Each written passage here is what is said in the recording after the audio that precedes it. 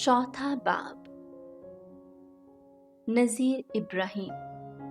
बस हम क्या कहें कि इब्राहीम ने जो जिस्म की निस्बत हमारा बाप है क्या पाया, क्योंकि अगर इब्राहीम एमाल से सादिक ठहराया जाता तो उसके फ़ख्र की जगह होती, लेकिन खुदा के आगे नहीं, क्योंकि नविश्ता क्या कहता है कि इब्राहीम खुदावंद पर ईमान लाया और ये उसके लिए सदाकत महसूब हुआ।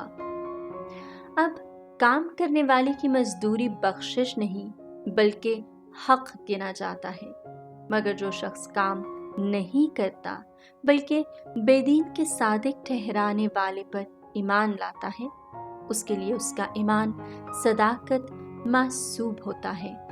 चुनांचे दाऊद भी उस आदमी की नेकबख्ती का जिक्र करता है जिसके लिए खुदा बगैर अमाल के सदाकत महसूब करता है। मुबारक हैं वो जिनके गुनाह बख्शे गए और जिनकी खताएं ढांपी गई हैं। मुबारक है वो आदमी जिसकी तकसीर खुदावंद हिसाब में नहीं लाता। बस क्या ये नेकबख्ती फ़क़्त अहले ख़तान के लिए या अहले कुल्फ़ के लिए भी? तो हम तो ये कहते हैं कि इब्राहीम के लिए इसका ईमान सदाकत महसूब हुआ।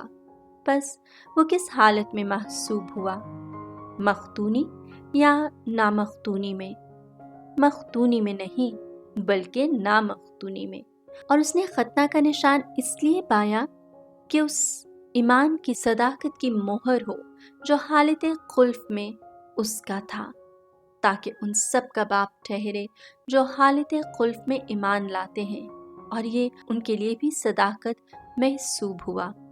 और उन अहले खतान का भी बाप हुआ जो न सिर्फ मख्तून है बल्कि हमारे बाप इब्राहीम के उस ईमान की भी पैरवी करते हैं जो उसका हालत कुल्फ में था, क्योंकि ये वादा कि वो दुनिया का वारिस होगा इब्राहीम या उसकी नस्ल से शरीयत के लिहाज से नहीं बल्कि ईमान की सदाकत के लिहाज से किया गया, क्योंकि अगर अहले शरीयत ही वारिस हों तो ईमान बेफायदा और वादा ला हासिल है।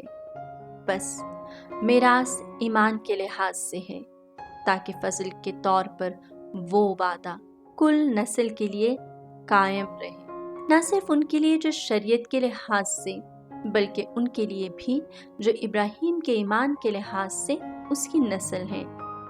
वही हम सब का बाप है। चुनांचे लिखा है, मैंने तुझे बहुत सी कौमों का बाप मुकर्रर किया है। उस खुदा के सामने जिस पर वो ईमान लाया और जो मुर्दों को जिंदा करता और उन चीज़ों को जो मौजूद नहीं यूं बुला लेता है गोया के मौजूद हैं।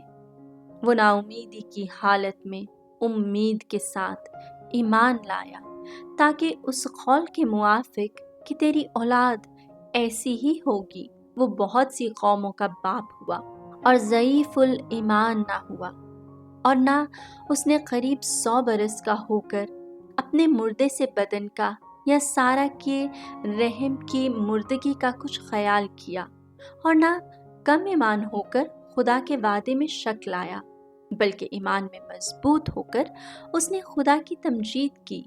उसे कामिल यकीन था कि जो कुछ उसने वादा किया है वो उसे पूरा करने पर भी कादिर है।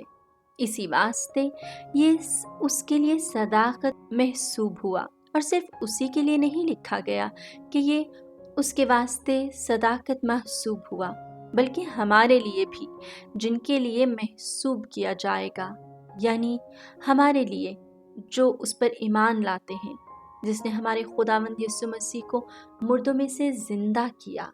वो हमारे गुनाहों के वास्ते हवाले कर दिया गया और हमारे सादिक ठहराने के वास्ते जिंदा किया गया।